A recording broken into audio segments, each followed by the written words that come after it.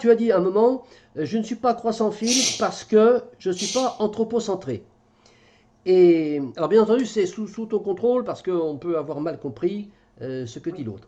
Et ma réflexion, c'est de dire, on peut être croissant-fil sans être anthropocentré. Alors, on a dit être croissant-fil, ça veut dire qu'on aime la croissance. oui, Croissant-cyste, c'est différent, ça veut dire qu'on agit pour la croissance. Donc, oui, être croissant-fil, c'est une idée qu'on a, la croissance nous plaît. Et la croissance, on a dit qu'on parlait de croissance, nous, avec les canons actuels, c'est-à-dire croissance, augmentation du PIB. On parle de ça. On peut parler d'une autre croissance. On parle de la croissance qui est vendue actuellement, qui est mise en place actuellement par le système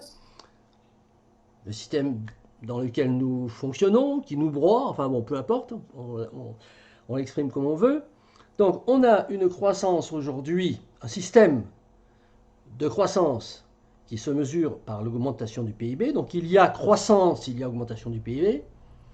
Il y a stagnation s'il y a un maintien du PIB.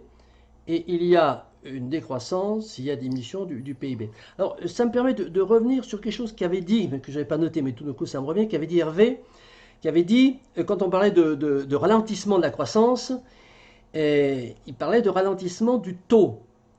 Oui, alors, il faut bien faire la distinction entre PIB et taux de PIB. Le PIB, c'est une valeur qui est obtenue à la suite d'un certain calcul à la fin de chaque exercice civil, c'est-à-dire d'une année, et qui donne un certain chiffre. Bon, si l'année suivante, le chiffre est au-dessus, on a une croissance.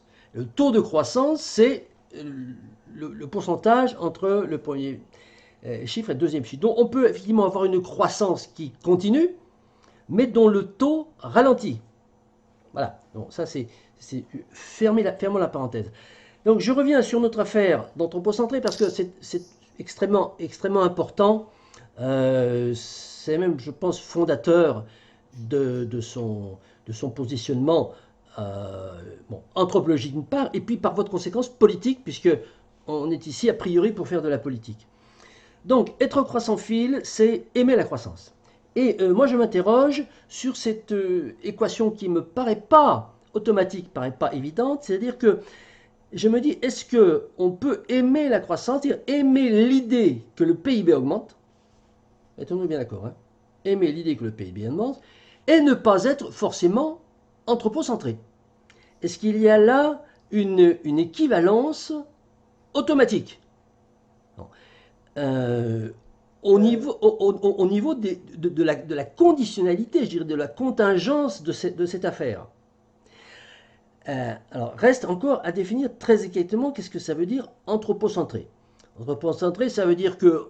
Alors, je propose une définition, et je te la soumets, Clara. Anthropocentré, on pourrait dire, c'est faire passer avant tout l'intérêt de l'homme homo, par rapport à tous les autres intérêts du reste de la nature, c'est-à-dire l'espèce végétale, l'espèce animale, cosmos, etc. Bon, si c'est ça être anthropocentré, ça voudrait dire que quelqu'un qui est anthropocentré, c'est-à-dire quelqu'un qui fait passer avant tout les intérêts de l'homme. Bon, alors reste à débattre si c'est valable cette position anthropocentrée, c'est un autre débat. On part du principe que voilà, quelqu'un qui fait passer les intérêts de l'homme avant tout, c'est quelqu'un et forcément quelqu'un qui aime l'idée que le PIB augmente. Et quelqu'un... alors, oui, je voulais juste introduire une petite nuance, parce qu'en fait, tout dépend si on parle entre personnes qui ont déjà analysé qu'est-ce que c'est que le PIB, ou bien si on parle entre personnes, disons la population générale, qui a du PIB une idée très vague et qui se le représente, voilà, biens et services de façon un peu floue. Nous faisons de l'analyse économique. On Voilà. on fait pas d'une émission de radio en se demandant Oui, qu'est-ce que les bien, gens pensent. bien sûr. Bon, on parle de croissance, nous, on parle d'augmentation du PIB. Après, chacun, 65 millions de Français ou 7 milliards d'êtres humains, va mettre dans croissance ce qu'il veut. Bon, à ce moment-là, on peut plus parler de rien. C'est la raison pour laquelle, afin d'avoir une méthodologie scientifique dans nos raisonnements, aussi scientifique que possible, nous disons que nous parlons, nous étudions ce phénomène, et nous étudions cette caractéristique de la croissance qui est l'augmentation du PIB. Alors après, lorsque tu me dis qu'est-ce que les gens mettent dans la croissance, bon, mais encore une fois, c'est un autre débat. L'augmentation du PIB, par contre, ce qui est intéressant de dire, c'est que l'augmentation du PIB, qu'est-ce que ça veut dire? Alors, c'est une notion comptable. Bon, comment est-ce que ça se traduit dans la vie de tous les jours, Est-ce que j'ai un robot batteur-mixeur? Est-ce que j'ai un SUV 4 roues motrices, etc. Bon, ça, c'est encore un autre débat. Vouloir que le PIB augmente, c'est vouloir que la somme de toutes les valeurs ajoutées des différentes entités économiques de la nation augmente. Bon, c'est pas forcément synonyme que tout le monde ait un batteur-mixeur. Voilà, c'est ça qu'il faut être bien. Si on veut être rationnel et scientifique, il faut bien voir tout ce qu'il peut y avoir là-dedans. Donc, à partir de là, augmentation du PIB, qu'est-ce que ça veut dire en termes concrets? Bon, tu as une projection de ce que veut dire l'augmentation du PIB. Bon, on peut en avoir une autre. Et est-ce que c'est automatique, compte tenu de ces prérequis scientifiques que nous imposons dans notre raisonnement, il me semble qu'on ne peut pas dire qu'il y a une automaticité entre le fait d'être anthropocentré et le fait de vouloir une augmentation du PIB. Autrement dit, on peut aimer l'idée que le PIB augmente, sans pour autant être anthropocentré, sans pour autant penser que l'intérêt de l'homme doit être placé avant tout le reste. Alors, quel est l'intérêt de l'augmentation du PIB? Je ne sais pas. Il s'agit de savoir, lorsqu'on énonce des maximes, bon, il s'agit de savoir si elles sont vraies ou si elles sont fausses, si elles émanent d'un ressenti ou si elles émanent d'un raisonnement scientifique. Bon, le raisonnement scientifique, c'est-à-dire que je vais vous démontrer qu'il y a une corrélation automatique entre le fait d'être anthropocentré et entre le fait d'aimer la croissance. Bon, si on ne peut pas le démontrer...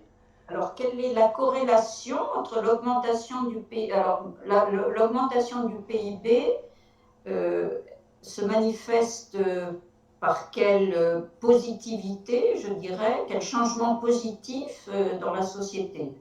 Qu'est-ce qu'apporte l'augmentation du PIB en tant que telle? Je ne sais pas, c'est pas la question. La question, c'est de savoir... Non, mais ça, c'est encore un autre débat. La question, c'est de savoir si lorsqu'on dit... Non, ce que je veux dire, c'est qu'il y a toute une série de maximes et disons, d'axiomes qu'on énonce comme ça, qui sont des axiomes de ressenti. Et ce qui me paraît intéressant lorsqu'on fait de la politique, et qu'on va arguer... Parce que là, on est entre nous trois. Bon, il n'y a pas de problème. Mais lorsqu'on se retrouve dans une salle à faire un meeting ou à faire une conférence, et qu'on énonce une maxime qu'on ne peut pas démontrer, eh bien, on se fragilise par rapport à toutes les objections argumentées qui vont pouvoir nous être opposées. Bon. C'est la raison pour laquelle, je pense qu'il est important dans ces réunions, c'est donc de bavarder entre nous, bon, c'est très sympathique, mais c'est aussi d'arriver à établir des axiomes, des principes, des synthèses, des conclusions. Bon. Si par exemple dans notre discours on valide le fait de dire que si on est croissant-fil, c'est qu'on est forcément anthropocentré, bon, il va falloir être capable de répondre aux objections de celui qui va nous dire, par exemple, eh bien, moi je peux très bien être croissant-fil, c'est-à-dire aimer l'idée que le PIB augmente, et peut-être qu'il va te dire que dans le PIB, il va mettre autre chose que les SUV, et donc là, tu vas te retrouver en situation de difficulté argumentaire. Et puis dire, mais moi je ne suis pas anthropocentré. Alors après, le mot anthropocentré me pose un problème quand même de définition rigoureuse. Parce que lorsqu'on dit être anthropocentré, c'est mettre avant tout l'intérêt de l'homme par rapport ça ne me paraît pas être une définition suffisamment claire. On a parlé de clair, de précis, de contradictoire dans le cadre d'un autre débat. Et je pense que, bon, avant, peut-être arrêter en attendant de pousser à fond cette histoire de relation entre croissance et anthropocentré, je pense qu'il faut qu'on ait, je le propose, hein, peut-être pas le tenir maintenant, mais qu'on ait un échange pour arriver à définir très clairement qu'est-ce que ça veut dire être anthropocentré. Parce que si on pousse, si on est, je dirais, absolutiste dans la définition de l'anthropocentrisme, même le chasseur-pêcheur-cueilleur est anthropocentré à ce moment-là. Hein, il fait passer ses intérêts avant tout. Bon, il a besoin de manger. Est-ce que le fait d'être dépendant pour sa survie de l'alimentation, c'est pas déjà quelque chose qui t'oblige à être anthropocentré? Alors bon, non. Alors il faut l'expliquer. Moi, à Je part, me préparais là, je vais pas. Il y a des non, arguments. tout à fait, tout à fait. Alors, avant de parler des arguments, je souhaiterais que on puisse établir une définition de l'anthropocentrisme d'un point de vue politique. C'est-à-dire, politiquement, aujourd'hui, l'homme d'aujourd'hui, hein, euh, qu'est-ce que c'est être anthropocentré? Et une définition qui soit une définition qui soit pas simplement, comment dire, une image, une description, mais qu'elle énonce des principes. D'accord. Voilà. Bon. Je vais le faire en sachant quand même, Christian, qu'on est très loin des discours politiques coutumiers. Hein. Moi, j'ai jamais entendu un politique quelconque faire référence en bien ou en mal à l'anthropocentrisme. Pas une fois dans mes 70 ans de vie, j'ai entendu le moindre candidat, le moindre personne se référer à ça. On est loin du débat habituel et très loin du débat habituel sur la croissance. Enfin,